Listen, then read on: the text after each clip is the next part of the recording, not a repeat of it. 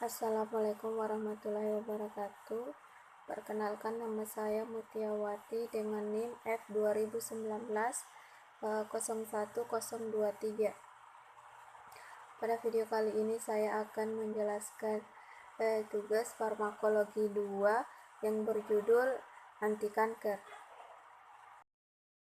Pada definisi anti kanker, kanker adalah sekelompok penyakit yang ditandai dengan pertumbuhan tidak terkendali sel tubuh tertentu yang berakibat merusak sel dan jaringan tubuh lain, bahkan sering berakhir dengan kematian. Karena sifatnya demikian ganas, tumbuh tak terkendali dan berakibat kematian, maka kanker juga disebut sebagai penyakit keganasan, dan sel kanker disebut juga sel ganas. Semua sel tubuh dapat terkena kanker kecuali rambut, gigi, dan kuku. Anti kanker atau yang sering disebut obat sitotastika merupakan suatu obat yang digunakan untuk membunuh atau menghambat mekanisme proliferasi sel kanker. Obat ini bersifat toksik bagi sel kanker itu sendiri maupun sel normal yang proliferasinya cepat, khususnya sel pada sumsum tulang belakang, sel pada epitel gastrointestinal, dan sel folikel rambut. Terapi anti kanker dapat diberikan secara peroral atau secara parenteral. Selanjutnya, pada klasifikasi kanker, ada 5 kelompok besar yang digunakan untuk mengklasifikasikan kanker, yaitu: pertama, karsinoma, ialah kanker yang berasal dari kulit atau jaringan yang menutupi organ internal. Kedua, sarkoma, ialah kanker yang berasal dari tulang rawan, lemak, otot, pembuluh darah, atau jaringan ikat. Yang ketiga, limfoma, ialah kanker yang berasal dari kelenjar getah bening dan jaringan sistem kekebalan tubuh. Yang keempat, adenoma, ialah kanker yang berasal dari tiroid, kelenjar pituitari, kelenjar adrenal, dan jaringan kelenjar lainnya. Yang kelima, leukemia, ialah kanker yang berasal dari jaringan pembentuk darah seperti sumsum tulang dan sering menumpuk dalam aliran darah. Berikut gambar sel normal dan pada sel kanker, dapat dilihat pada slide. Berikut faktor-faktor penyebab kanker. Beberapa karsinogen yang diduga dapat meningkatkan resiko terjadinya kanker, yaitu: pertama, senyawa kimia atau zat karsinogen. Dalam hal ini adalah zat pewarna, zat pengawet, bahan tambahan pada makanan dan minuman. Yang kedua, faktor fisika. Dalam hal ini adalah bom atom dan radioterapi agresif atau radiasi sinar pengion. Ketiga, virus. Beberapa jenis virus berhubungan erat dengan perubahan sel normal menjadi sel kanker. Jenis virus ini disebut virus penyebab kanker atau virus oncogenik. Yang terakhir, hormon. Dalam hal ini adalah zat yang dihasilkan oleh kelenjar tubuh yang berfungsi mengatur kegiatan alat-alat tubuh. Selanjutnya, faktor lingkungan. Paparan zat karsinogen seperti asap rokok, benzena, aflatoksin, asbes, asap kendaraan. Paparan sinar matahari langsung, yaitu sinar UV. Pada virus, DNA atau RNA virus. Pada gejala kanker. Gejala kanker cukup bervariasi dan tergantung lokasi kanker, tahap penyebaran, atau ukuran tumor. Beberapa kanker dapat dirasakan atau dilihat melalui kulit, seperti benjolan pada payudara atau testikel, dan dapat dijadikan indikator lokasi kanker tersebut. Kanker kulit sering diidentifikasi dengan perubahan kulit atau tai lalat pada kulit. Beberapa kanker mulut memberikan gambaran bercak putih di dalam mulut atau bintik putih di lidah. Jenis kanker lain memiliki gejala yang kurang jelas secara fisik. Beberapa tumor otak cenderung menampilkan gejala awal penyakit karena mempengaruhi fungsi kognitif penting. Kanker pankreas biasanya terlalu kecil untuk menyebabkan gejala sehingga rasa sakit terjadi akibat dorongan terhadap saraf terdekat. Pada obat anti kanker diklasifikasikan menjadi 6 golongan. Yang pertama, golongan pengalkilasi. Agen pengalkilasi merupakan salah satu golongan obat anti kanker yang bekerja dengan membentuk senyawa kationik yang diikuti pemecahan cincin membentuk ion karbonium reaktif. Ion ini bereaksi melalui reaksi alkilasi, membentuk ikatan kovalen dengan gugus pendonor elektron yang terdapat pada struktur asam amino. Reaksi ini membentuk cross-linking antara dua rangkaian DNA dan mencegah mitosis, sehingga proses pembentukan sel tergantung dan terjadi hambatan pertumbuhan sel kanker. Yang kedua, golongan antimetabolit. Antimetabolit merupakan obat anti kanker yang bekerja menghambat enzim-enzim yang diperlukan untuk memproduksi basa yang menjadi bahan penyusun DNA. Antimetabolit dan juga asam folat dapat mencegah terjadinya pembelahan pada sel kanker. Obat ini juga memiliki toksisitas yang hampir sama dengan golongan agen pengalkilasi, yaitu neurotoksisitas, oral toksisitas, toksisitas pada rambut, toksisitas hematologi, toksisitas gastrointestinal. Ketiga, golongan produk bahan alam.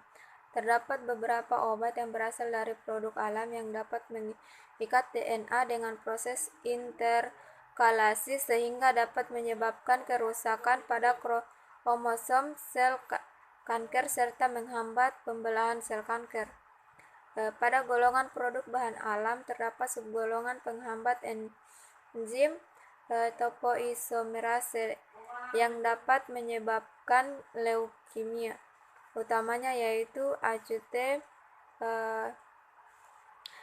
myelogenous leukemia atau AML.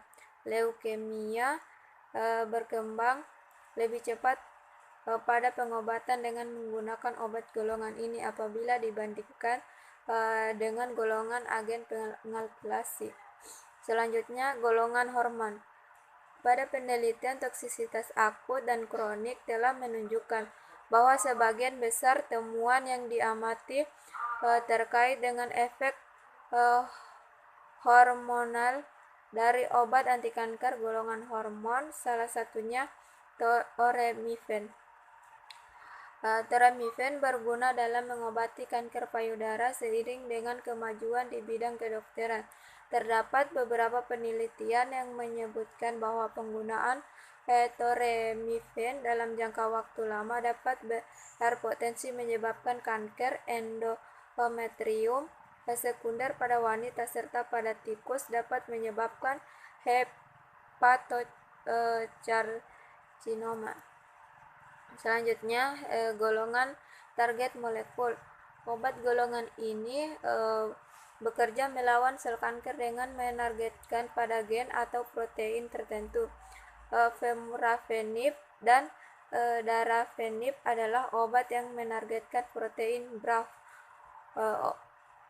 Organ yang menggunakan obat ini memiliki resiko yang lebih tinggi terhadap karsinoma sel squamosa. Selanjutnya, golongan lain-lain. Obat golongan ini digunakan dalam pengobatan kanker. Mekanisme kerja obat ini masih belum bisa dijelaskan secara rinci, akan tetapi obat golongan ini sudah lama digunakan dan terbukti dapat mengobati kanker selama beberapa dekade ini. Porfimer sodium merupakan salah satu bagian dari golongan lain-lain ini. Porfimer sodium biasanya digunakan untuk terapi biliary tract karsinoma atau BTS. Beberapa penelitian menyebutkan bahwa obat ini aman untuk digunakan, namun untuk efek karsinogen masih belum ada data penelitian terkait karsinogenisitas pada polymer sodium. Prinsip terapi obat sitotoksik atau kemoterapi merupakan DNA sel kanker sehingga replikasi sel berhenti. Mengganggu pada fase S, menghambat pembentukan DNA baru sehingga replikasi sel berhenti. Selanjutnya menghentikan proses mitosis sel kanker sehingga sel kanker tidak dapat membelah menjadi dua. Obat sitotoksik biasanya diberikan pada stadium awal kanker atau pada tumor yang masih baru. Kemoterapi bekerja pada fase aktif, bukan pada fase istirahat. Obat-obat sitotoksik. Pertama, agen alkilasi. Mekanisme kerjanya menghambat langsung sintesis DNA sel kanker. Dinamakan agen alkilasi karena obat-obat golongan ini mampu menambahkan gugus alkil pada gugus elektronegatif sel kanker sampai kematian sel kanker. Indikasinya penyakit Hodgkin, kanker limfoma, leukemia, kanker payudara, paru, dan prostat. Rute pemberiannya yaitu secara oral dan intravena. Obat-obat agen alkilasi. Pertama, nitrogen mustard, chlorambucil, cyclophosphamide, ifosfamid, mevalan. Yang kedua, nitrosoureas, streptozotocin, carmustin, lomustine, dan votemustin. Kelebihan obat golongan ini dapat menembus sawar darah otak sehingga digunakan untuk mengobati kanker otak. Busulfan, mecloretamin, thiotepa, dan lain-lain. Nitrosourea bersifat larut lemak, mudah menembus sawar darah otak, sering dipakai untuk terapi tumor ganas sistem saraf pusat. Kedua, antimetabolit. Antimetabolit di sini berbentuk gugus purin atau azathioprin, mercaptopurin, atau gugus pirimidin yang merupakan basa yang dibutuhkan sel kanker untuk sintesis DNA sampai kematian sel kanker. Mekanisme kerjanya analog dari substansi penting atau basa purin atau pirimidin dan folat yang berperan dalam pembentukan DNA yaitu pada fase S. Indikasinya yaitu kanker saluran pencernaan, kanker payudara, kanker kulit, dan kanker ovarium. Rute pemberiannya yaitu secara oral maupun intravena. Penggolongan obat antimetabolit. Pertama, antifolat, methotrexate, pemetrexate, raltrexate. Mekanisme kerjanya dengan menghambat enzim dihidrofolat reduktase, menghambat produksi tetrahidrofolat sampai menghambat sintesis DNA. Yang kedua, analog purin, mercaptopurin, fludarabin, thioguanin, dan cladribin. Ketiga, analog pirimidin, capecitabin, citarabin, fluorouracil, dan gemcitabin. Yang ketiga, agen yang mentargetkan mikrotubulus. Mekanisme kerjanya agen ini berikatan pada tubulus sehingga mencegah spindle mitosis bekerja. Jika spindle mitosis tidak bekerja, maka pembelahan sel tidak akan terjadi. Obat-obat termasuk golongan ini adalah alkaloid tanaman, vinca, dan taxol. Indikasinya kanker paru, kanker payudara, kanker testis, dan kanker Wills. Rute pemberiannya yaitu secara intravena. Obat-obatnya yang pertama alkaloid vinca, berikatan pada sisi spesifik di tubuh. Tubulus mencegah tubulus berubah menjadi mikrotubulus pada fase M. Merupakan alkaloid dari tanaman Catharanthus roseus atau Vinca rosea, tanaman dari Madagaskar. Contoh obat dari alkaloid vinca yaitu vincristin, vinblastin, vindesin, dan vinorelbin. 4. Senyawa logam merupakan obat sitotoksik golongan logam yaitu logam platinum atau PT. Mekanisme kerjanya berikatan silang dengan rantai ganda DNA. Efeknya menyerupai alkilator. Carboplatin sebagai obat anti tumor golongan platin generasi kedua, sifat nefrotoksik dan reaksi gastrointestinalnya lebih rendah. Yang kedua, oxaliplatin adalah anti tumor golongan platin generasi ketiga, efektif terhadap kanker usus, resistensi obat, juga bebas nefrotoksisitas. Indikasinya kanker paru, kanker kandung kemih, kanker ovarium. Rute pemberiannya itu secara intravena.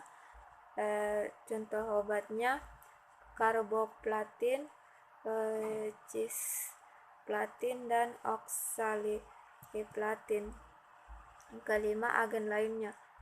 Antibiotik. Mekanisme kerjanya berikatan dengan DNA untuk mencegah proses replikasi DNA dan proses sintesa RNA sampai kematian sel kanker. Contoh obatnya antibiotik golongan antrasikliken, doxorubicin, daunorubicin, valrubicin, epirubicin, blemicin, hidroksiurea. Rute pemberiannya yaitu secara injeksi intravena. Efek samping utama kardiotoksik. Salah satu antibiotik golongan ini dactinomycin merupakan suatu imunosupresan yang digunakan dalam proses transplantasi ginjal. Hal ini disebabkan karena ada teknologi liposom yang membuat sistem imun tidak dapat mengenali organ yang ditransplantasikan dan menghambat aktivitas sel imun. Selanjutnya pada terapi hormon. Hormon seperti estrogen, progesteron, testosteron, dan lain-lain berkaitan dengan reseptor yang sesuai intrasel memacu pertumbuhan tumor tertentu yang bergantung pada hormon. Terapi hormon digunakan untuk beberapa kanker yang bergantung pada hormon, misal kanker payudara dan kanker prostat. Contoh obatnya yaitu dexamethasone, finasteride yang mengaruhi hormon testosteron untuk kanker prostat. Pada tamoxifen atau antiestrogen yang mengaruhi hormon estrogen dan progesteron untuk kanker payudara. Mekanisme kerjanya mengganggu keseimbangan hormon yang dibutuhkan sel kanker sampai kematian sel kanker. Rute pemberiannya yaitu secara injeksi intravena. Pada Terapi. Perkembangan pesat biologi molekuler membuat pemahaman terhadap karsinogenesis, invasi, diseminasi, dan metastasis kanker secara molekuler maju lagi selangkah. Belakangan ini telah dikembangkan obat yang bekerja secara molekuler, yaitu meningkatkan kerja dari molekul imun untuk membunuh sel kanker, atau imunoterapi. Imunoterapi digunakan sebagai terapi adjuvan, yaitu kemoterapi yang diberikan sesuai operasi untuk membunuh sel yang telah bermetastasis. Mekanisme kerjanya meningkatkan sistem imun tubuh yang dapat menghancurkan sel kanker. Agen yang paling sering digunakan yaitu antitumor antibodi monoklonal atau sitokin, merupakan suatu antibodi spesifik yang dapat menyerang sisi aktif sel kanker sampai kematian sel kanker. Obat jenis ini sama sekali berbeda dari sitostatika. Selain memiliki efek spesifik, tidak menimbulkan depresi sumsum tulang dan reaksi gastrointestinal menonjol. Efek samping obat kanker. Hampir semua obat kanker memiliki efek samping. Yang pertama, alopecia, rambut rontok, mual, muntah sering terjadi. Pada anemia akibat depresi sumsum tulang. Ketiga, depresi pada sistem imun. Keempat, kardiotoksik, hepatotoksik, nefrotoksik, dan ototoksik atau golongan logam. Mual, muntah akibat reaksi pada gastrointestinal. Strategi pengobatan kanker. Pengobatan berselang sehingga sel normal bisa pulih atau recovery. Terapi kombinasi dengan mekanisme kerja obat yang berbeda-beda dapat mengurangi efek samping, memulihkan sel normal, menekan resistensi obat, misalnya obat-obat sitotoksik, kombinasi dengan radiasi atau pembedahan. Optimasi dosis. Cara pemberian obat regional, intraarteri, intrakatekal, agar obat dapat mencapai sel kanker. Itulah hasil presentasi dari saya, lebih dan kurangnya mohon dimaafkan. Wassalamualaikum warahmatullahi wabarakatuh.